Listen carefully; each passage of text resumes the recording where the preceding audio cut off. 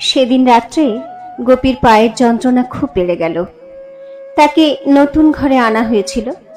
সারা রাত সে ছটফট করে ঘুমিয়ে কাটিয়ে দিল। মালা জেগে বসে রইল তার শিয়রে। কুবেরও অনেক রাত অবধি জেগে রইল।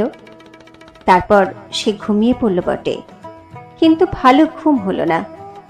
শেষ রাত্রে উঠে বসে সে ডাকল, গোপীর মা। জবাব দিল কপিলা, কপির মা ঘুমায়। কুবের উঠে এসে বলল, যা তুই ঘুমাগা কপিলা, আমি বইয়া থাকি। কপিলা চাপা গলায় বলল, আরে পুরুষ, রাত ভেটা ঘুমাইয়া বিয়ানে কয়, যা তুই ঘুমাগা কপিলা। কাউয়ায় ডাক পারে শুনছো মাঝি? তাই তো বটে, ফর্সা হয়ে এসেছে যে। ঝাঁপ খুলে কুবের বাইরে গেল। গণেশের বাড়ি গিয়ে ডাকাডাকি করে তুলল গণেশকে। যুগল কাল বোনের বাড়ি নেমন্তন্ন খেতে এসে রাত্রে এখানেই ঘুমিয়েছিল। সেও উঠে এলো। কুবের বলল, গণেশ, মাইয়ারে তো হাসপাতালে নেওয়ান লাগে, বড় কাতর মাইয়া, রাত ভৈরা চেঁচাইয়া মরছে। গণেশ বলল, হ ব কুবির, তামুক খা, হাসপাতালে নেওয়ান তো সহজ কথা না, কিবা নিবি ভাবছস নি? নাও নিয়ে যামু, আবার কিবা। সমস্যা সমাধানে গণেশ খুশি হয়ে বলল, তবে চিন্তা নাই, যুগাইল্লার নাও খান মিলবো আইস, নাও নিয়ে আইসে যুগাইল্লা, নাও খানি দিবি না যুগাইল্লা তোর? যুগল সাগ্রহে নৌকো দিতে সম্মত হলো। বলল সেও সঙ্গে যাবে। খুব বুঝি ফুলেছে গোপীর পাটা? কোথায় চোট লেগেছে? আগে কেন মেয়েকে হাসপাতালে নেয়নি কুবের? আগে নিয়ে যাওয়া উচিত ছিল। যাই হোক, আজ যদি হাসপাতালে নিতেই হয়, দেরি করে লাভ কি? বেলা হয়ে গেলে হাসপাতালে ডাক্তারকে পাওয়া যাবে না। একটা চওড়া কাঠের তক্তায় শুইয়ে ধরাধরি করে গোপীকে নদী তীরে নিয়ে যাওয়া হলো। কাঁথা বালিশ হাতে করে গোপীলা গেল সঙ্গে। ইতিমধ্যে জেলেপাড়ায় খবর রটে গিয়েছিল, গ্রামের একটি মেয়েকে হাসপাতালে নেওয়া প্রতিমা বিসর্জনের চেয়ে কম গুরুতর ব্যাপার নয় জেলেপাড়াবাসীদের কাছে। এই ভোরে নদী তীরে একটি ছোটখাটো ভিড় জমে গিয়েছিল। প্রশ্নের জবাব দিতে দিতে কুবের একেবারে হয়রান। কপিলা আগে নৌকোয় উঠে কাঁথাপত্র বিছিয়ে দিল। তারপর গোপীকে তুলে শোয়ানো হলো। যন্ত্রণায় ও ভয়ে গোপীর মুখখানা ফ্যাকাশে হয়ে গিয়েছে। হাসপাতাল, না জানি কি ভয়ঙ্কর সেই জায়গা। কে জানে সেখানে কি হবে তার। কপিলার একটা হাত গোপী সবলে আঁকড়ে ধরে রইল। নৌকো খোলা হবে এমন সময় দেখা গেল রাসু ছুটে আসছে। নদী তীরে পৌঁছে সে লাফিয়ে নৌকায় উঠে পড়ল। কুবের জিজ্ঞাসা করল, কি রে রাসু? রাসু হাঁপাতে হাঁপাতে বলল, আমিও যাবো। চলুক, এত বড় নৌকো, স্থানাভাব হবে না। বেশি লোক সঙ্গে থাকলে গোপীকে উঠানো নামানোর বরং সুবিধাই হবে।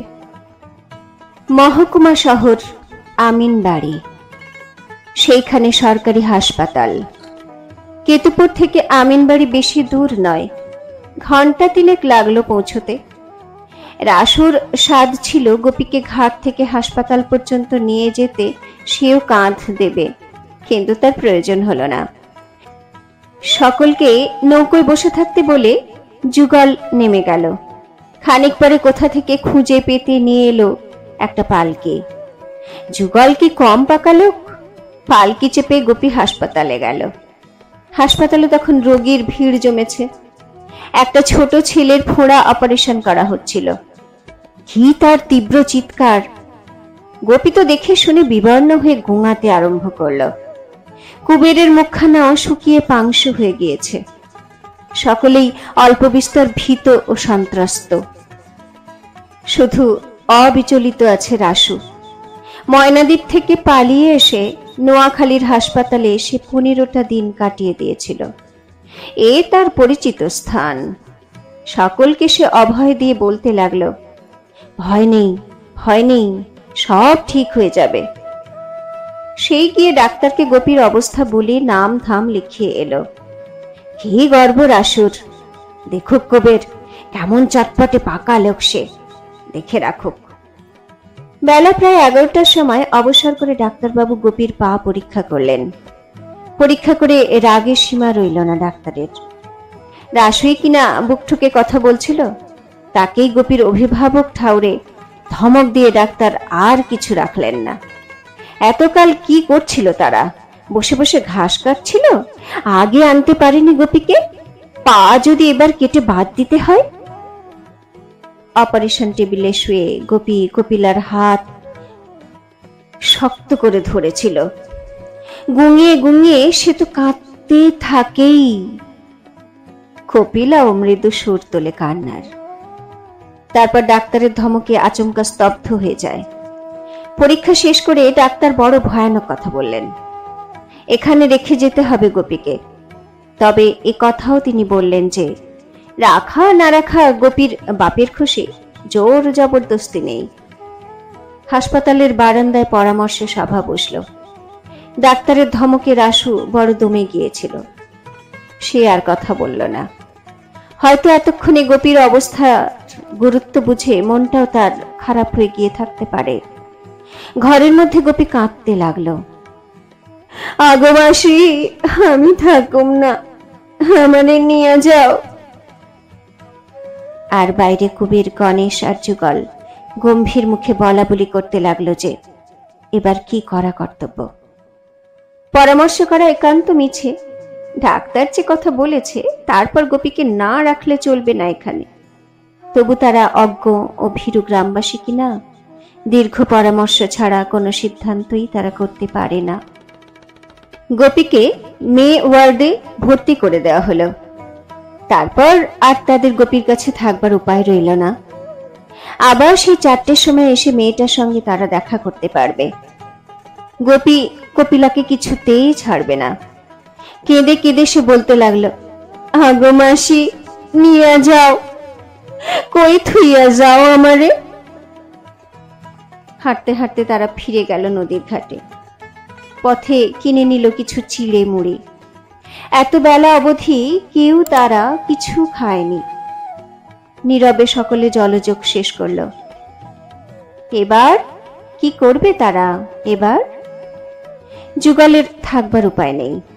নৌকা তার ভাড়া হয়ে আছে। সকালবেলায় তার দেবীগঞ্জে যাওয়ার কথা ছিল। কুবের এখন গ্রামে ফিরবে তো। গ্রামের ঘাটে সকলকে নামিয়ে দিয়ে যুগল সোজা চলে যাবে দেবীগঞ্জে। কুবের বলল, তোমরা যাও, বইকালে মাইয়াটারে একবার না দেখা আমি যাবো না। রাসু বলল, আমিও থাকি, আই। কুবের বলল, না রাসু, যা গিয়া তুই।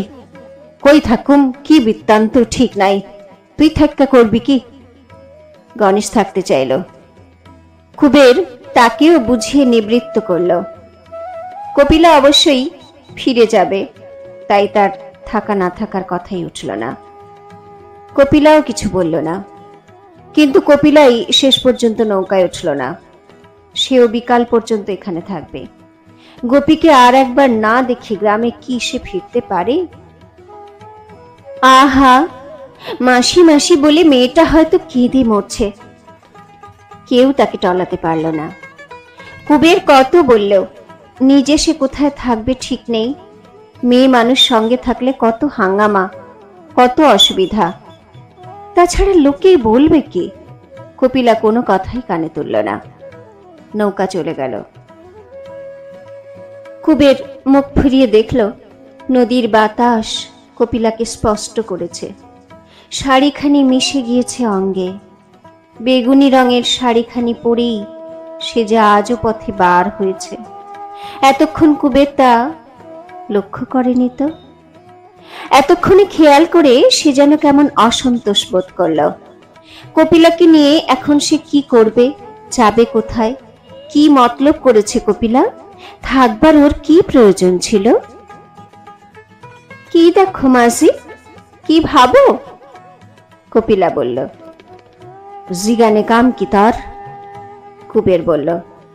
গোসা করো কেন? ওই দেখো জাহাজ আহে। সেখানে নদী তীরে দাঁড়িয়ে তারা চেয়ে থাকে। চক্রাকারে পাক দিয়ে জাহাজ এসে ভিড়ে জেটিতে। কি ভিড় হয়েছে আজ জাহাজে। আজ পূজা শেষ, আজও দেশ দেশান্তরের মানুষ গৃহে ফিরছে। আর কি অদৃষ্ট কুবেরের, মেয়েটাকে আজ এই বিদেশে হাসপাতালে ফেলে রেখে মোড়ের মতো সে দাঁড়িয়ে আছে নদী তীরে। কোথায় যাবে, কি করবে ঠিক নেই। ভোঁ দিয়ে জাহাজ ছেড়ে যায়। নদীর আলোড়িত জল ঢেউ তুলে তীরে আছড়ে পড়ে। মেয়েটার জন্য এমনি ঢেউ উঠেছে কুবেরের বুকে। হঠাৎ কপিলা বলল, মাঝি পয়সা করি আনছো? হ। কত? তা দিয়া কি কাম তার? আমি কিছু আনছি, লাগলে নিও। কপিলা আঁচলে গেরো মাথা পয়সা দেখালো। কুবের হাঁ না কিছুই বলল না। জেটি নির্জন হয়েছে দেখে খানিক পরে জেটিতে গিয়ে ছায়ায় তারা বসে রইল। কুবের তাকায় না কপিলার দিকে, একটার পর একটা বিড়ি ধরিয়ে টানতে থাকে। মিনিটে মিনিটে বিড়ি খাওয়ার মতোই সে যেন বড় লোক। কেমনে ফিরবা মাঝি? খানিক পরে কপিলা জিজ্ঞাসা করল। কেডা জানে, যেমন কাণ্ড তার কপিলা, তরে নিয়া কি যে করুম। আমার লাগা ভাইব না মাঝি। এতক্ষণে কি মনে করে কুবের হাসল। বড় পোলা পান্তি কপিলা, স্বামী শুইনা কি কইব তার ভাবছস নি? তা বই কি, কলঙ্ক কিংবা সাধ যে কপিলা 16 আনা দেখা যায়। কুবের গম্ভীর ভাবে মাথা নাড়ে। এ তো ভালো কথা নয়। এক বাড়িতে যারা বাস করে শুধু দুর্নাম কিনবার জন্য এখানে তাদের পড়ে থাকবার কোনো মানে হয় না। শুধু গোপীর জন্যই কি কপিলা রয়ে গেল? গোপীকে সে এত ভালোবাসে? কে জানে। কপিলার মন বুঝবার ক্ষমতা ভগবান কুবেরকে দেননি। বেলা পড়ে এলে দুজনে হাসপাতালে গেল। কুবেরের এবার প্রথম মনে হলো থেকে বুঝি ভালো করেছে কপিলা। এমন করে নতুবা গোপীকে সে নিজে তো সান্ত্বনা দিতে পারত না কপিলার মতো। তাছাড়া যে কাণ্ড আজ ডাক্তার করলেন গোপীকে নিয়ে, কপিলা না থাকলে বুক বেঁধে সে সময় কে থাকতো গোপীর কাছে? গোপীর হাঁটুর হাড়ই শুধু ভাঙেনি, মস্ত একটা বাঁশের গোঁজ ঢুকে গিয়েছিল মাংসের মধ্যে।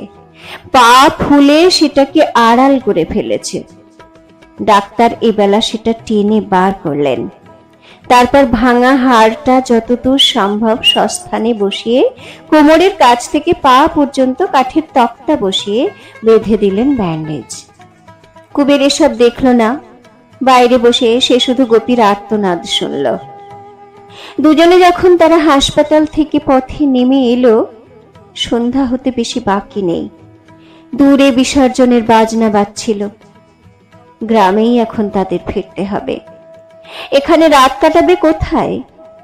কাল আবার কুবের এসে গোপীকে দেখিয়ে যাবে।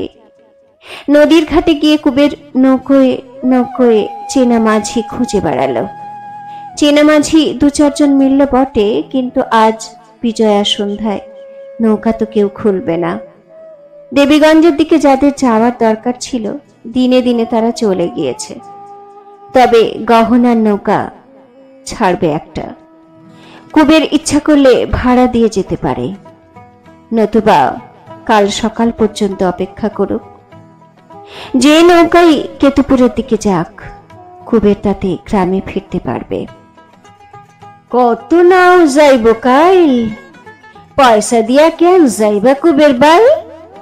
বলে পরিচিত মাঝি কুবেরকে নৌকোয় রাত্রি যাপন করতে অনুরোধ করে। শুধু পরিচিত মাঝি কেন, পদ্মা নদীর মাঝি সে। পদ্মা নদীর যে কোনো মাঝির নৌকোয় রাত্রি যাপনের অধিকার তার জন্মগত। কিন্তু এখানে রাত কাটানোই যে মুশকিল। কপিলার সঙ্গে একত্র এখানে রাত কাটিয়ে গিয়ে কাল গ্রামে সে মুখ দেখাবে কেমন করে? কি বিপদেই কপিলা তাকে ফেলেছে।